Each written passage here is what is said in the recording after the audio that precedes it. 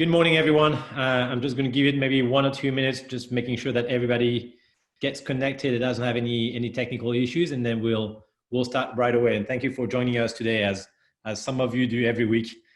Hopefully, you're not getting too much tired about my tired face and my French accent. But Daniel and Nitin is going to be saving us from this.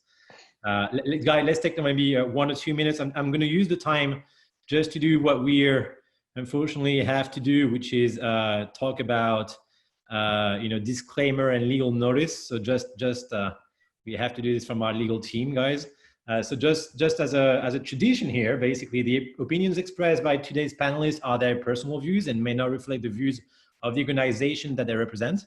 Whenever possible, AMI has verified the accuracy of the information provided by third parties, but does not, under any circumstances, accept responsibility for any inaccuracies should they remain unverified.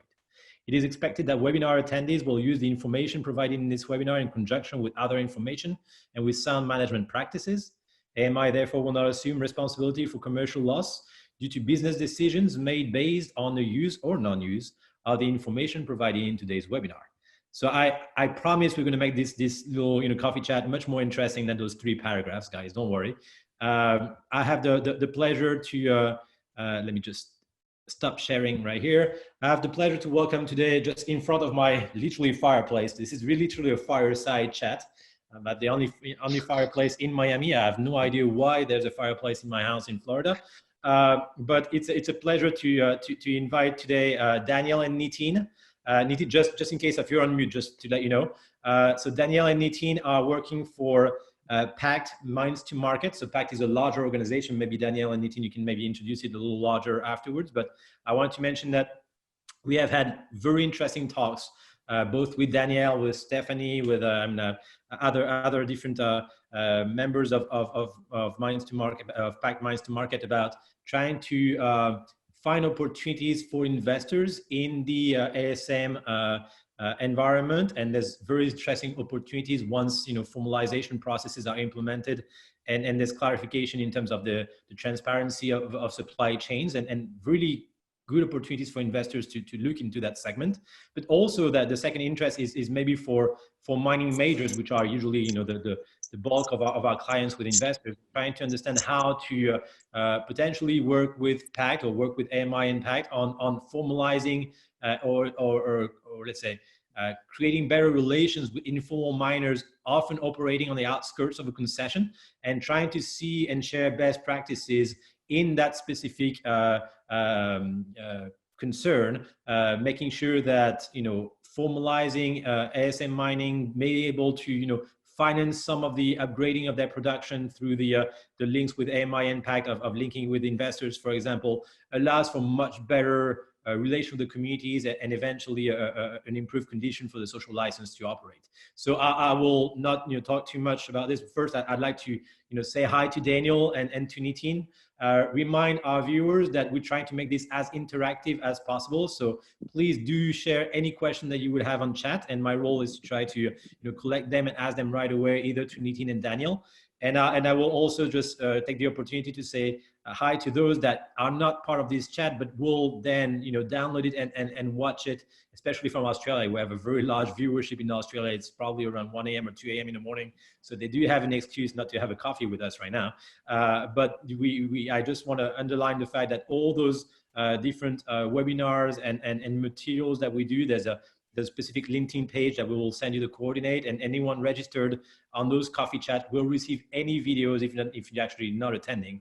The objective is for us to be able to share information and best practices to as many people in the sector as we can. So as for the last 2 months or 2 months and a half, we've been invited people from the mining world, from the investing community, from the NGO world, to try to discuss comprehensively those perspectives on the extractive sector.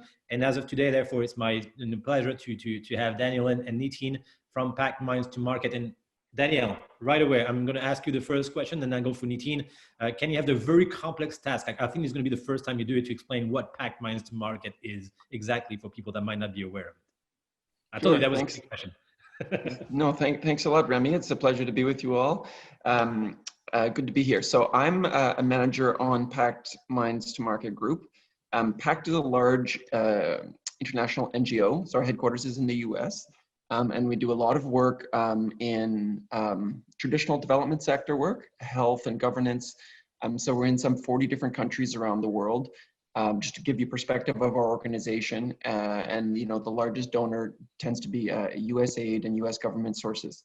But the Mines to Market program is a bit different and a little bit unique in the NGO space, where more than 75% of our revenues in our Mines to Market program are from industry and private sector sources. And so the Mines to Market program really is designed and has been operating for more than, I think more than 15 years now, focused on how can we use market levers to facilitate formalization of the small scale, the artisanal and small scale mining workforce, which is really large, as most folks on this call will be aware. And so we do that in different ways. It depends on the mineral in question and the projects in question. But we have active programs in I think more than about 15 different countries, a lot of focus in Africa actually, but we've also worked in South America and in Asia. And my background is mostly in the gold sector, but we also have a lot of programming in other minerals. And so I'm happy to join you all today and talk about it. It's interesting to think about it from the investment point of view and not just the traditional development lens point of view, where you might have a grant to do some work with miners, but rather how can we work together at building businesses and doing mining that incorporates the local and the more small scale miners from an early stage. We're seeing some really exciting, we're actually involved in some exciting programs that have, I think, made some really great success in that. So of course it's in our interest to build on that work. Perfect. And maybe I'll turn to Nitin to complement this. I'll just mention just one sentence, because a lot of our viewers are coming from Latin America. Mines to Market is Pact Mines to Market is present, if I'm not wrong, in Brazil, Colombia, Peru, the Dominican Republic, and Suriname. I discovered this. However, if you're from a country where Pact Mines to Market is not present, AMI is present. We'll be happy to just liaise with Pact Mines to Market and try to find a way to just duplicate or replicate some of the good efforts and best practices developed in Africa and Southeast Asia, and making sure that it fits into the needs of Latin America for our expertise and that.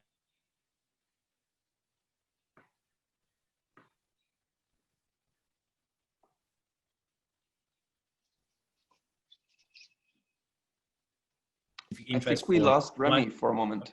Sorry, no, I just had a little technical issues, but that's okay. What I'm saying is that if anyone on the call is interested to understand how to address informal mining in jurisdictions where Mines to Market, Pact Mines to Market is not present, we'll find a way to obviously help the integration of their best practices. So sorry, Nitin, I've been talking a little too long. Let me just turn to you. Do you want to add something to what Daniel was saying? I'm sure you can do better at work than him. No, I don't know about that. I follow Daniel's lead most of the time. So I help the Mines to Markets team and work together with them in the investment aspect of it. So at Pact, my work is mainly around the social investment and innovative finance space. But I think just to build on what Daniel was saying, so beyond just doing development work, what we're trying to do at Pact is trying to encourage private sector players and financial institutions to invest in this space. I think for us that means three things, right? So the first part is, I think Remi, you mentioned a few times during your introduction, was the formalization piece of it. And a lot of the development work is focused on, all right, how do we bring these institutions to become legal?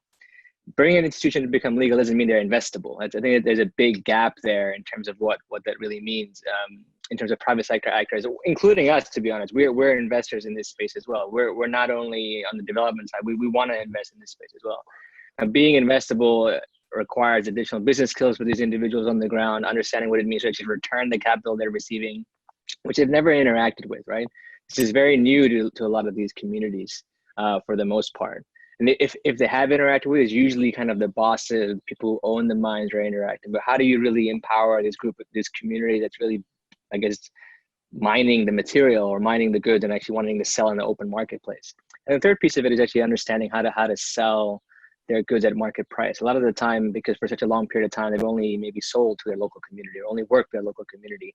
How do they expand those horizons beyond what is traditionally available? And from a development sector, what we've been doing for a long time is providing microcredit, right? It's like well, sure, you need expense financing or you need kind of small amounts of financing. Here it is, right? We're here to help you and help you in times of need. But for them, it's kind of, I think the analogy I like to provide is kind of like the farmer selling milk. You know, at some point they want to establish a creamery, right? Then you establish a cooperative, and then you export the creamery overseas, and then you kind of work together. In the mining sector, it's still very individual players. You don't have these kind of large cooperative that are implementing, bringing in new technologies. Partly the main problem there is because of access to finance, to be honest. I think a lot of them are interested to learn about the technical side, which is what Daniel and the Mines and Markets teams bring. The second component here, which I think part of the discussion is going to frame today, is how do you actually bring the investment that they need to actually absorb some of what's being taught or shared from the technical side. No, absolutely, and I like what you're saying, and I'm thinking about two avenues to continue this conversation. The first one might be specifically on the issue of microcredit, and then the second one might be on questions of financing. So I don't know which one will take which question. Feel free to just pick the one that you want. We've had a series of conversation, obviously over the years with our partners, but especially here on this coffee chat, in terms of the best way to be able to tackle, to address communities. And obviously it's something that you and I have in common. I'm coming from the microcredit world, and I was doing things in IT during my PhD on microcredit. And then I went to the big investment classic thing that most of us have gone through when you're in the mining world or in product finance. But I still think that all the methodologies of microcredit are essential into being able to build lasting relationship with communities. And sometimes the tendency from mining companies, because they might not have the expertise in-house, or it's just the way that mining companies or energy companies operate, building, sometimes infrastructure or trying to provide electricity, trying to provide water, which is essential, obviously, large budgets, large checks, large investment in a community. But the time and the support from microcredit sometimes yield better results in terms of engaging, especially within for miners. Anyone wants to tackle first that question of how the methodologies of microcredit can be very, very successful in how a mining company can engage with informal miners in the neighborhood of the mine? Yeah, I can take that, Daniel and Remi. So absolutely, I totally agree with you. I think it definitely sets a base platform. I think what we're trying to discuss is how do you take that one step further, right? So I think there was a question that came in to try to please be specific. I think I can speak about what Pact does in terms of what we're lending, in terms of the amounts that we were lending the kind of small mining community. So most of our lending work takes place in East Africa and Southeast Asia, just for context. The amounts that we were kind of providing from some of our partners or some of the work that we're doing was between $50 to $500, right? So if they need a headlamp, PPE gear, clean water stations, things of this nature, where they have access to financing through some of our partners, and then also through some of our own local financial institutions that we currently run by ourselves.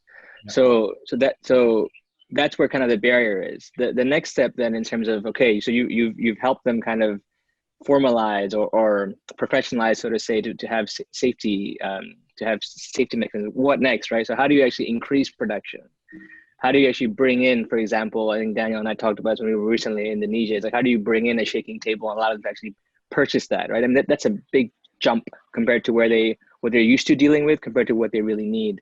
And what we began to understand was the financing bit was actually relatively simple for them to understand. They're actually quite advanced because they've had exposure to microcredit for so long. The concepts are the same, right? The idea is the same. What the difference is in the technical capability. So they were using manual tools before. They're like, okay, you want me to take a large loan to do this? I don't know how to use the machine. Like the financing has to be partnered or married with technical support. And I think that's where I think Pact's model of having technical expertise if we're trying to really lift this community from a financial perspective, there has to be this technical component to it in order for it to be successful. I think a little bit different on the microcredit side, where, given all the great work that many individuals have been doing, that there is at least a strong understanding of that industry. No, and I think that's great. You mentioned technical expertise and know-how. So, human capital and knowledge management issues, which are essential in terms of building long-term relationships. And that actually brings my transition to my question to Daniel on financing. It's very one of the issue that you have with formalization of ASM is is the fact that there are other sources of financing, often not legal, that get streamed into ASM operations in some of the countries. I'm thinking about Colombia. I'm thinking about Garimpeiros in Brazil, a series of East Africa and South African countries. And I guess the only real elements where, or the one main elements where mines to market usually makes a difference compared to other sources of financing for ASM is the fact that your packages comes with also the technical know-how, raising up the capacity and productions of small scale miners, and therefore the incentive for the traditional miner is not only to just elect a more formal sources of cash flow, but also to really improve his working condition, his output, the way that he operates, is obviously his own operation, and then you have the complexity of the diversities of ASM miners, obviously. But maybe Daniel, can you give me an example of what kind of technical expertise and training you actually bring to the table when you help engage with informal communities, please? Yeah, sure. Good points you bring up, Remi. I think it's the main challenge we have in engaging with artisanal mining communities is the disincentive they have in many cases to actually formalize. So this is exactly what you're speaking to. In some cases, the services they get from the informal, others will call it illegal or black market economy, are significant. And some people, we have to be a little bit careful in the language we use, I think, in terms of how we criminalize it. But in some cases, the way that the mineral economy and mineral trade provides other goods and services into the community is really critical to have to understand that, especially in the artisanal and small scale communities. And we tend to label it as laundering or this or that, and criminalize it, but that actually can prevent engagement with these actors.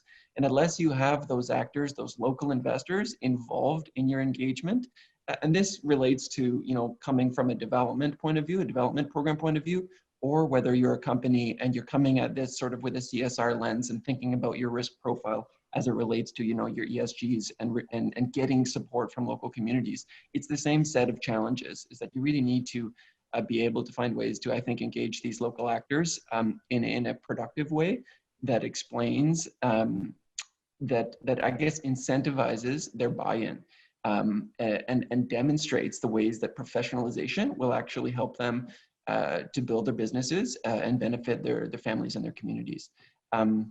And so let me consider what a good example of this would be. Well, in the context of a work, this other interesting space I think that we're exploring is the blended finance options, the blended models for marrying the development donors in this space, because there's a lot of actors. United Nations Development Program is one example. And the private sector space, because there's a lot of mutual interest, but I think in the past, a lot of this kind of work has been at odds. I think it's an encouraging sign and has a lot of space to grow into, where these programs should be working more closely with private sector, with mining companies, especially international mining companies operating in some of these jurisdictions. I think there's a lot of opportunity for that, and it's something that a group like Mines to Market is really happy to sort of help work on. So in the context of our work in Zimbabwe currently, we've just recently unloaded a mineral concentrator, and so we're working with the local gold mining community with this piece of equipment that's more like, a bit like the shaking table, Nitin, that you made a reference to. So it's an enhanced mineral concentration technology. So this can prevent the use of mercury, for example. And we're working with miners to provide them the technical assistance and also the support around business planning, mine planning, that the community needs to actually get this equipment and develop an ownership model for this equipment. But that technical training is absolutely critical. And then once you have an installation like this, the idea is to prove the business case to the local miners. And so, in this context, the United Nations Development Program has a bit of kick-in capital. So Pact has facilitated getting this, quite sophisticated but small scale mineral concentrator on the ground. And now we're entering a period which is quite exciting of training the local miners on it. and not only about how to use the equipment, but to build out the business model for this, the business case of what is responsible, small scale gold mining look like, and how are the ways it's going to benefit your community. Very good. I'd like to follow up on a question of how you work with mining companies. And when I say, either junior miners, but also sometimes the mining majors. And maybe for Nitin, I have a question specifically on investors, how you address this. To give you a little background, as soon as we confirmed this coffee chat, I obviously I spammed some of my mailing lists. I apologize for the spamming that I keep doing. But we immediately got positive feedback from 3 companies that said, basically CEOs of those companies sending them to their team on the ground saying, please follow this webinar. I actually don't see all of them there. I'll double check. But anyway, interest from mining companies to work with real experts of how to engage with informal miners. We didn't get the same feedback as we usually have with investors, meaning that we have to do some work there. I'll follow up with Nitin afterwards. But how do you work with mining majors? So how do you work with mining companies that say, look, I have this issue on my concession, I have an interaction with the informal miners. They tend to have some of them an interest, of formalizing their activity, but I just don't have in-house my capacity to do this. And as you were saying, I was guilty of saying criminal backing and just generalizing it just as a shortcut. I know it's much more complex. We're an intelligence company, so we actually specialize on understanding the reasons why specific actors behave this way, or can be actually seen as an ally, or will be an opponent to a project. But the idea here is that how do you work step by step with a mining major or with a mining company? Do you work with a community team? Do you engage by yourself, the community? What are your processes? So yeah, I can start on that one. Thanks for the question, Remi. Basically, we operate like a consultancy. And so we have a team that are really, international experts in the small scale sector and for different commodities. So depending on the commodity in question, we can be brought in to sort of assess the local dynamics. Usually, for example, let's talk about some clients in Africa. We have projects in various stages of development. So I'll give you an example from a large cobalt producer in the DRC, for example, and maybe many of the callers on the line will have heard of this project. We're quite proud of I guess the distance we've come, the movement we've made, where Pact is helping a few other actors in this context, a large mining company operating in the DRC, to actually build a business model out of cohabitation with several thousand small-scale artisanal, essentially, cobalt miners. So this, often depends on the type of mineral deposit in question, but it's quite a shallow copper or cobalt hydroxide sort of deposit, high-grade veins, small veins. So it's really amenable to the artisanal style of working. It's actually quite economical, and so that's an interesting and unique opportunity felt to work with the buyer, the mineral trader, Trafigura, Europe-based, and the mining company to actually develop, because also working with the local cooperative of miners, for Pact to help design and manage a model for supervised, well-managed artisanal mining on a big concession. So that's quite a unique circumstance, but it is certainly an interesting model to explore further. There's certain, I think, conditions which have allowed that to be a successful operation.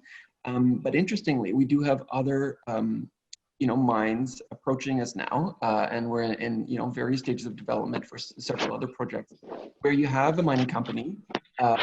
Surprisingly, the local artisanal miners were there likely before mining, at least to some degree in the region. And so there's a bit of conflict. There can be tension and conflict, and that's not a surprise, I'm sure, to anyone on the call. But increasingly, companies are considering that possible option of ceding areas around their concessions or on their exploration licenses that might be workable by artisanal miners in a monitored and a regulated way. And usually local governments are really keen on this as well. And it's an opportunity for local governments to showcase what responsible mining can look like. Perfect. Daniel, if I can just interrupt, I think Donald, can you actually just put yourself on mute if you don't mind? Donald is a good investor in Manhattan. Sorry about that. No, that's okay.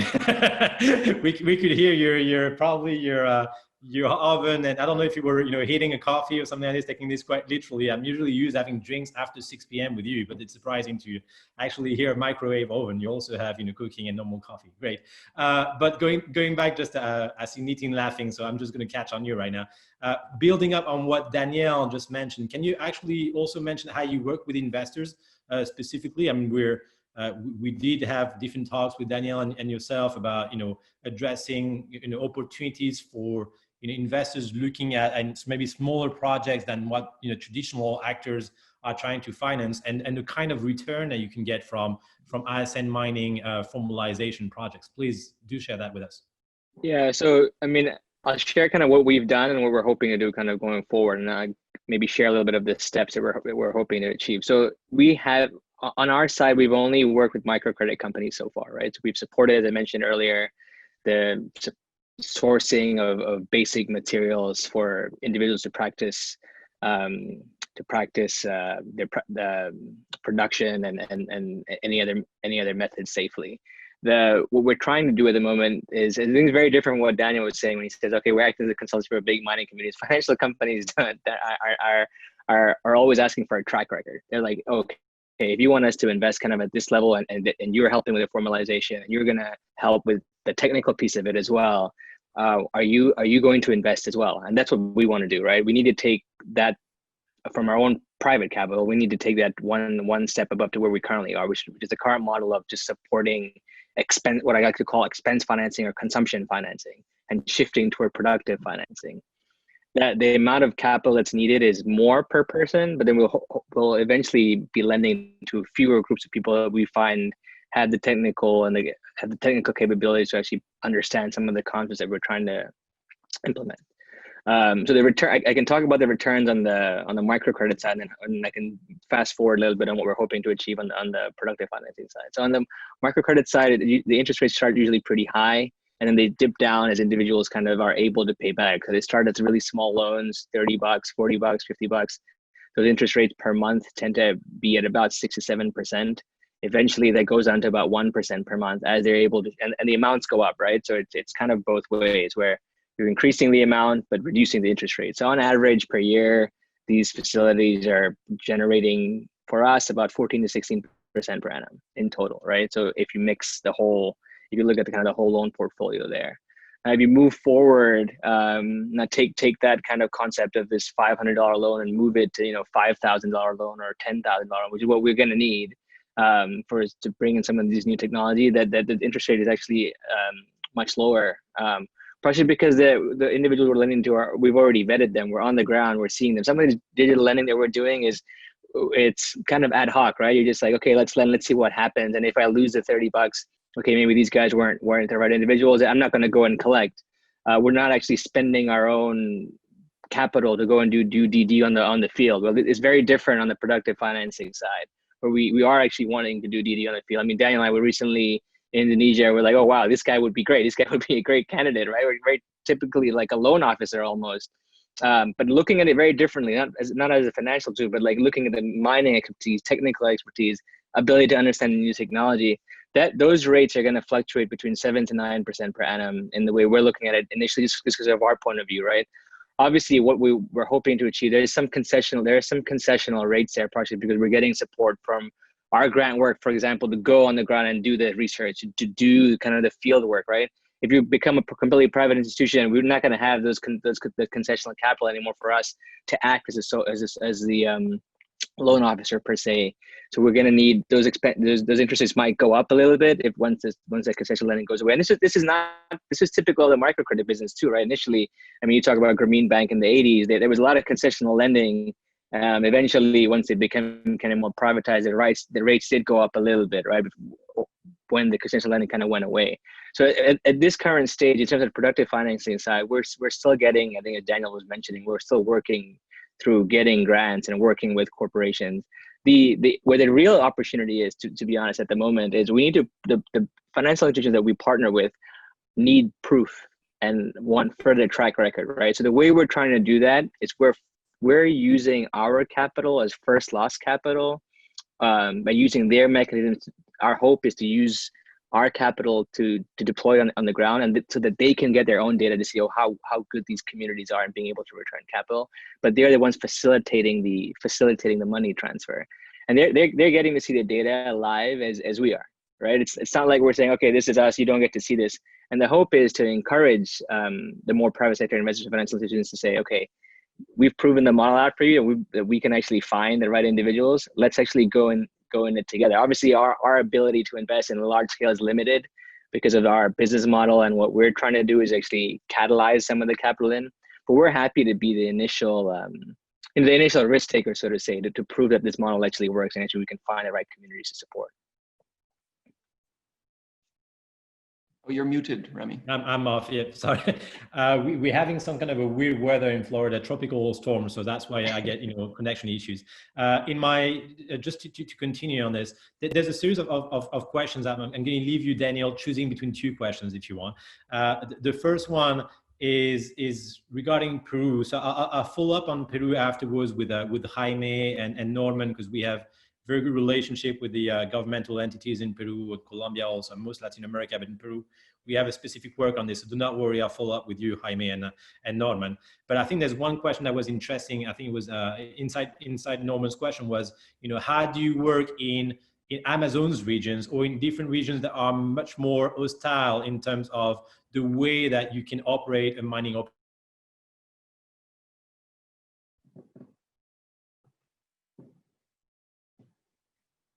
We lost you again, Remi. Oh, yes. I got the question. I got the question about operating in the Amazon. So I'll let you answer. I'll let you answer that question. I'm going to connect with my cell phone at the same time. Okay, go for it. Yeah. Okay, sure. All right, thanks for the question. Yeah, I can speak to that in some sense. I think the Amazon is not unlike some other districts. And the tensions that exist between, the formal business community maybe, or the government, the authorities usually, and this, in some ways informal economy. And you have different groups, and some of them, with various levels of hostility or discord between the local community. And so that's a challenge everywhere. That's not unique to the Amazon.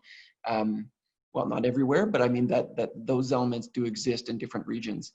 I think one of the key steps is ultimately to understand, the first steps is understanding the needs of each different group of actors, and that goes like any multi-stakeholder process. But understanding the ways, this we find really critical, understanding the ways in which the local laws, the local mining acts have not worked for the artisanal and the informal mineral sector is critical. Because, in some ways, these informal actors, the Mining Act wasn't really written for them. And in some ways they've been left out and have few other options. Now, that's not always the case. And I'm making some generalizations, of course. In other areas, there really are bad apples that you're either forced to deal with, or it's impossible to turn a blind eye to, and so that can be very challenging. But from the large miner point of view, one of the things that CSR projects, for example, of mining companies, I think fail to do is consider the market conditions from the other side of the coin. So that's actually quite challenging to do. Is have you actually engaged them on their business terms? And that's an area where I think a third party like Pact Mines to Market can be of some help. And it's not easy to do that. It often would require uprooting systems or supply chains that cannot pass due diligence, but some assessment of what does that supply chain look like, I think, is an important starting point. I hope those comments give some insight, but anyway, that'd be interesting to pursue further in the context of it. There wasn't too specific of a question, but it's certainly challenging. Very good, and as you can see now, I actually have access to a new a new connection. Nitin, can I follow up with you and maybe start with a question that Nora asked, and I think there was a a few tidbits of answers from Daniel already. What are the synergies that you see between ASM and LSM? So how can Pact find those interests in terms of large scale mining and artisanal mining working together, and under maybe the guidance or some of the practices that are advocated by Pact or by ourselves? Have you seen some good best case practices or good scenarios where he has been extremely successful, and in which specific angle? And if you want just to dodge that question and pass it to Daniel, I also have a question on Pact Venture and how you worked on in Pact Venture in terms of attracting investment. So choose the one that you want, and Daniel, you have the last one after. I can answer that on the ASM side of what model they're good. I might pass to Daniel about the LSM, where we're not focused. I mean, Pact Venture specifically does not lend or work directly with with LSM. So I'll pass it to Daniel. But on the ASM side, some good models that we've seen is twofold. I've seen two good models that I'd like to share. One is with when we partner early with financial institutions, it makes the journey a lot smoother, right? So part of the challenge we're seeing on the ground is not only are we trying to capacitate or improve the understanding of communities kind of on the ground in terms of, okay, this is what we need to technically. We're trying to understand the financial side, but the banks don't understand this sector, and the private investors don't understand this sector. So part of a model that we've been working on that's been quite good is actually bringing some of the bringing these two communities together. So first and foremost, having those discussions early on. What are the current products that are currently available on the market are not suited to what ASM miners currently need. So we're working together to kind of design. There are groups that are actually lending and spending time in this space are actually designing a product specifically for this sector. So without early engagement, I think it's difficult to generate, and this is very different for every country, obviously. Every country has a different need, every community has different needs. So being able to generate and create products directly for the community early on, directly with a financial partner is important. That's one end of a model where I found to be successful. The second piece of it is we've partially worked with LSM, not in a financing piece, but perhaps to support them in helping find jobs. So LSM's like, okay, I need this to be done, and is there a way I can engage with the artisanal and small scale mining sector where I can help with filling the need through the ASM sector? So for example, I need this production of gold at this area. Can I contract or work with an artisanal and small scale miner to go and do it? So that's kind of two models that I've seen that has been successful, at least for ASM communities, partially because one, they're able to design kind of the product that they need, and on the other end, an immediate need that's being filled by LSM is contracting directly with ASM. In terms of the in-between, in terms of actually getting the financing in place, I think we're still a long ways away from finding the right model there. Very good. Danielle, do you want to follow up on the question on Pact Ventures specifically? Not so much on the Pact Ventures one. I thought you'd ask me. We are in an exploratory, as to Nitin's final point there. We're exploring different fund models that will work for artisanal mining communities. One of the things that in the development sector you see really commonly is and different government administrations.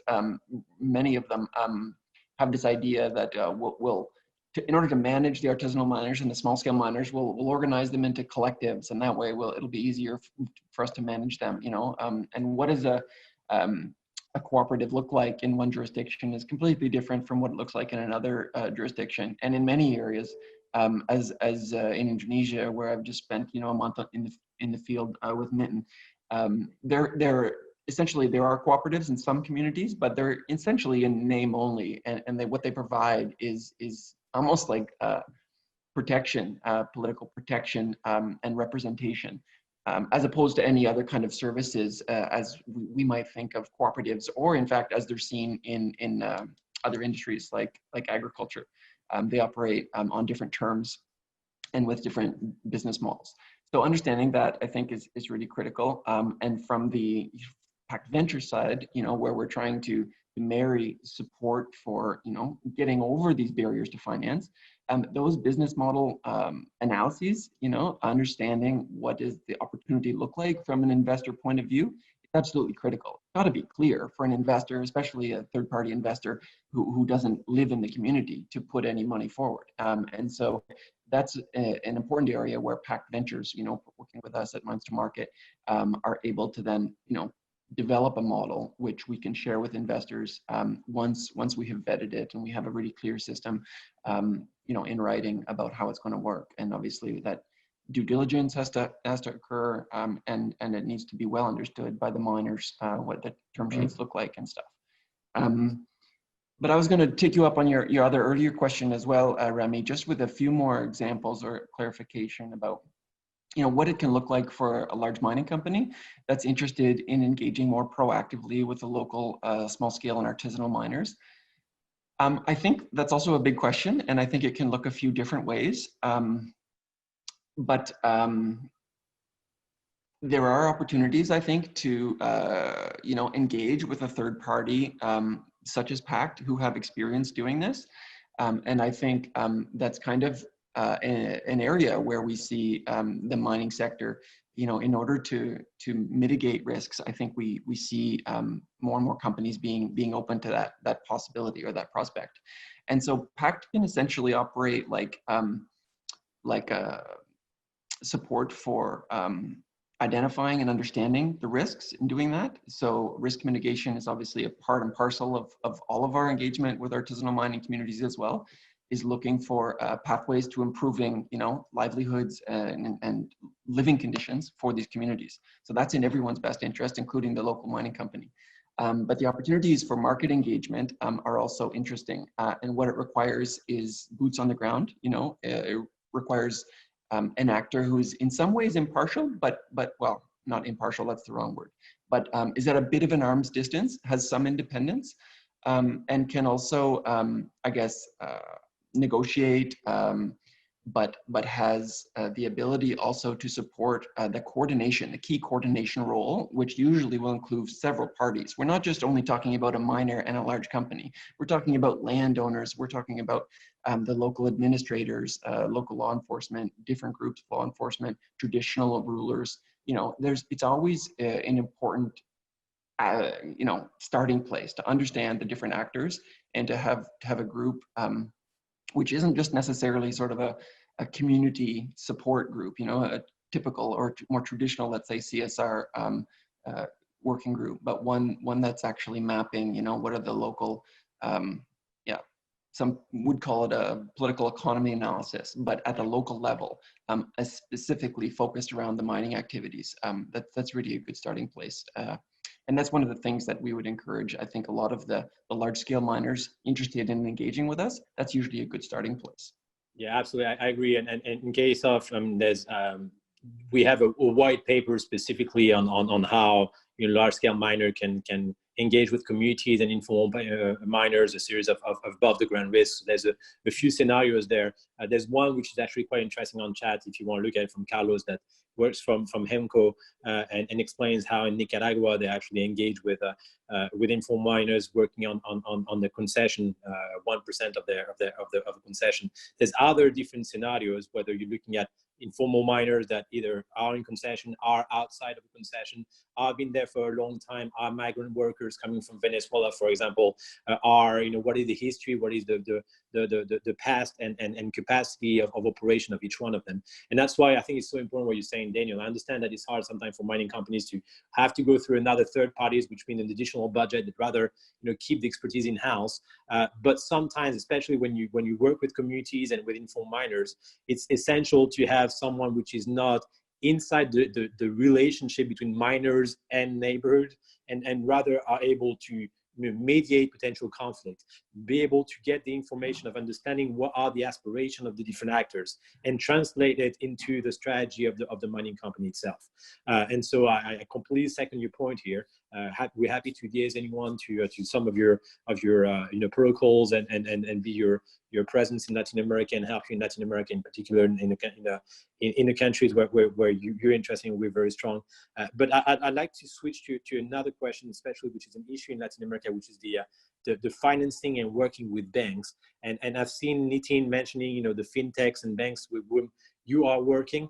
something that we keep seeing in Africa and Latin America, you probably saw it also, is that the reluctance, obviously, of the traditional banking sector to finance any kind of non-large scale mining activity. I don't want people to think that we're talking only about artisanal miners in remote areas in the Amazon. We're also talking about some small scale mining projects that have a significant capacity for production. That's why it's actually very interesting for international investors to potentially support some of those large scale programs from Pact, from us, from anyone else. But at the same time, the main problem is that when they actually knock on the door of a bank, the bank, worried of any kind of reputational impact if they were to put a little bit of money into an operation that might be linked with Clan del Golfo, a cartel in Mexico, another issue, then decide right away to just say blank, flat out no anytime that has to do with mining. And so that's where I think there's a very large opportunity for a financial vehicle that could be either financed by either international investors or any even that for small budget, it doesn't have to be a large scale investor, but into fitting into that void that exists today with sound, almost professional like small scale miner that have a large history of several decades of operating into nearby a concession, but just can't get any kind of financing from the banking sector because they literally closed doors to small scale miners for the last 5 years in several jurisdictions. How do you, and that was a very long introduction to my question, sorry, but how do you, Nitin, engage with this when you mentioned fintech and banks? Do you have new innovative actors that are ready to actually understand the interest that there is for them? Yeah, no, that's a really great question. I've actually lived it, Remi. So I lived in a mining town in Australia for about a year. So in my previous life, I was a trauma surgeon. So I was living in a place called Kalgoorlie, and we basically just operating on miners. And it's actually very different and I was chatting with some of the participants here in Canada and Australia. The banks understand this space well, right? They are willing to lend to people employed by large scale mining community. They understand the legalization process and the formalization. They don't need emerging financiers like us or little fintechs to provide these kind of $50 loans, $100 loans. The banks understand the industry. They want to support it. They understand the need of the employee, and they're formalized very much in terms of the financing piece. I'm comparing, obviously. I'm comparing to then the experience that I've had, let's say in Nigeria or in Indonesia, right? I think formalization can happen everywhere, but it's a stark difference when we talk about these two things. I think we need to be clear. We're talking about Pact's work our ASM work is very focused in emerging economies. So when I was in Australia, right, a miner wants to open a bank account, get access to credits, he wants to start a small operation. It's feasible. It's completely feasible. As long as he has the right paperwork, or he or she has the right paperwork to do so. This is not the case at all in emerging economies. In fact, and as Remi, you couldn't have painted a better picture. This is the complaints we consistently hear on the ground. They're like, oh, we knock on the door. And the first thing it's like, oh, what do you do? I work in the mining sector. It's like, oh, high risk sector. Right? Yeah. It's the first thing the bank checks, and they've lost the battle, like you said, as soon as they knock on the door. So how are we? Our goal, or our job, is to kind of improve that understanding. What players are currently in the market for us, who we've seen individuals who are or groups that are willing to support us. Number one has been the fintech community. I know that they have had, there are obviously challenges there because their interest rates sometimes are high. And even sometimes in the microcredit sector, their interest rates are high. But for a lot of these individuals, they don't have anywhere else to go. So part of our role, part of our job is to say, hey, look, if you guys are charging absurd rates and actually putting these guys into maybe a difficult situation, how do we actually bring those rates down to manageable amounts for them? So they've been sharing their information, saying, this is what I can afford. This is the kind of products I would be interested in engaging with these types of communities. So that's number one, is that's where these fintechs are filling the gap. The second group are smaller banks who are trying to find opportunities outside. It's been already dominated by the larger banks, right? So small finance banks, which we've seen grow, so microfinance banks, small finance banks that are growing, let's say in Southeast Asia and in West Africa, are beginning to look at this sector and say, okay, show me the way to kind of take appropriate risk, right? As long as we have some protections. So the second piece of your question is, how do you engage with these banks? Is they need some assurances. And we can provide assurances in many ways. One, as I mentioned, is first loss capital. Two is we can co-invest. And three is we can actually provide the technical training, as Daniel was saying, and help help them the due diligence process, right? To actually go in the field with them, which we just did actually. We we were in Indonesia doing this with some of these banks, explaining to them that these are the communities that we found that are able to kind of produce it this much, right? And what was really interesting when we were having discussions with financial institutions was they're like, oh, what's the collateral? We're like, oh, it's gold, right? I mean, these gold mining communities in Indonesia, they I know there's volatility, but if you measure it over the course of, let's say, 2 years or 3 years in terms of like what, and you average that out, the story becomes very different for the bank. They're like, huh. So if you're telling me I need to pay back within 6 months or 3 months, it doesn't quite work for an ASIN community because the production is not regular, right? It's not like, oh, I've got like I'm selling milk, or I know exactly every month what I'm going to get. And it's so volatile what they're able to produce. So this becomes a challenge with the conversation with the bank. But if you look at it over a longer term, the conversation becomes very different because you're able to kind of see, okay, per month on average what they're actually producing. Absolutely, I think that's fascinating, and I want to stress out the fact that we're here and still brainstorming and trying to see what could be the right tools and what could be the right solution that has proven to be somewhat efficient in a country, whether it's Indonesia, as you were mentioning, or South Africa, when I met your team recently also, and try to see how we could replicate this to actually see what solution could make sense in different countries. I think that there's one element which is central is obviously to break with the lack of confidence from the traditional banking sector, to have some kind of legitimacy in the country is obviously to work with governmental organizations, to work with let's say Ministry of Mines or regulatory agencies and bodies, but try to prevent going and falling into the large machinery of those ministries. And we are all aware of this, but they have to be part of the equation. I'm mentioning this because I know there were a couple of questions about how to engage with ministries, how what is the position from the Peruvian Ministry of Mines. We could actually do another webinar specifically on implementation in Latin America, maybe with Cristina Villegas or with anyone from Pact that actually work on these issues. But there are ways, and we're developing this now. We're talking with our partners to try to see how to monetize this for international investors, but also be it a vehicle for the formalization and the increased transparency in the producing countries. And obviously that feeds into a series of large movements or evolutions in the mining sector, which goes from transparency of supply chains and be able to be accountable, especially for gold, from the jewelry business.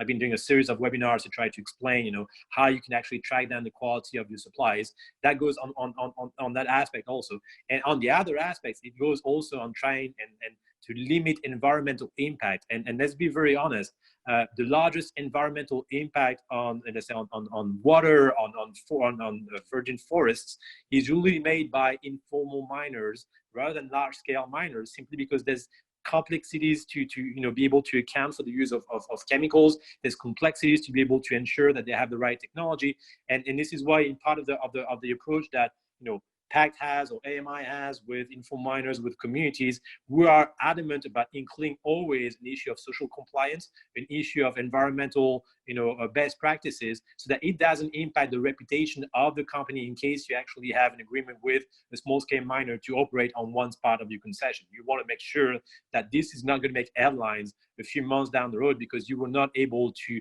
make sure that their actions were actually sustainable down the road. Now, again, I went into another small monologue. We just have 5 more minutes because we try to commit as much as possible to this 1 hour. I'm more than happy to continue a future webinar, especially with you guys. You're always very available, apart from when COVID strikes.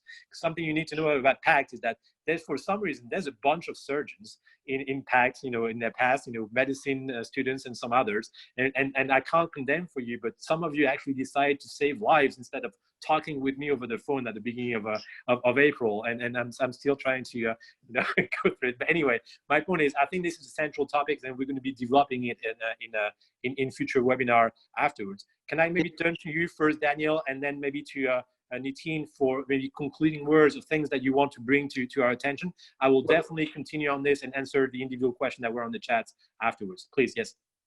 Thanks again, Remi. Yeah. No, you brought up an excellent point, and it's one of I think the most obvious points of concern for many companies. It's like, how could we possibly, formalize these activities? Look at the mess they're making and leaving behind them.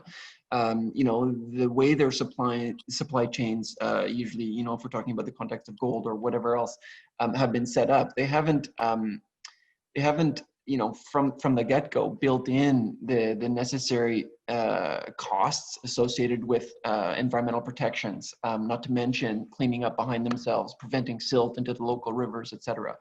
And so that's one of the really critical, you know, starting points or points that needs to come into the conversation early. It's like, how can we adequately incentivize the services they'll receive as part of the professionalization, as part of building better business? We have to understand, what does good look like in the local small scale mining sector?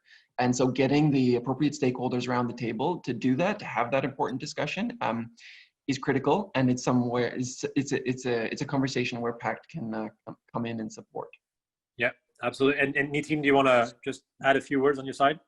Yeah, I think on the financing side, I think, you know, one of the things that I've learned during these few years that I've been engaging with Pact, and especially on the investment, is let's not let the perfect be the enemy of the good.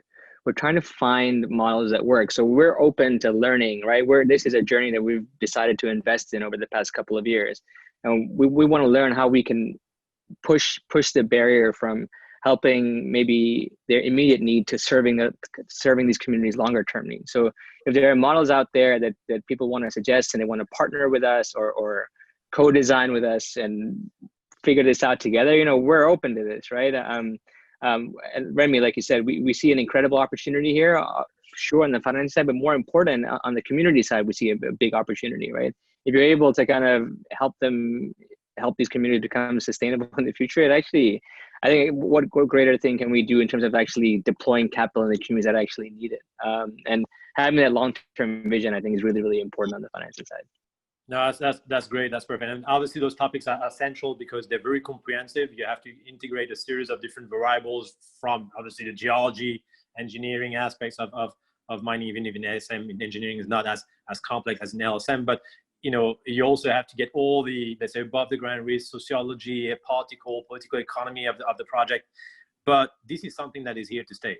And obviously the movement of transparency of supply chain and accountability is something that will continue, you know, strengthen over the next few years. I know you guys have a large source of funding, which is USAID.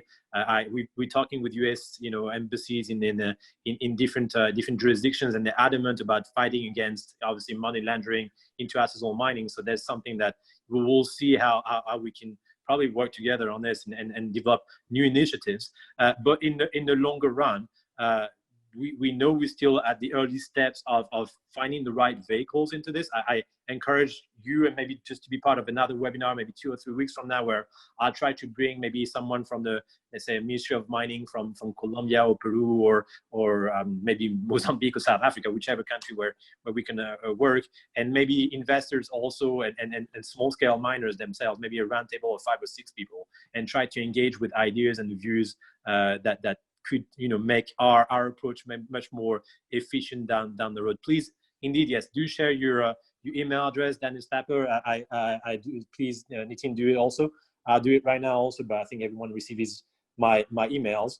But do feel free to share, you know, any kind of recommendation or ideas or questions, and we'll, you know, we dedicate ourselves to try to following up on this and try to provide you some good knowledge and data in case it's useful. So I'll just use the last 2 minutes to say thank you very much for joining me in my living room and supporting me in the middle of my tropical storm. And hopefully next week it'll be a much better time and better weather, and I'll have a pleasure to engage with you in another topic that I'll share with you very soon. Thank you very much again for Nitin and Danielle for joining us. And guys, have a lovely day. Okay.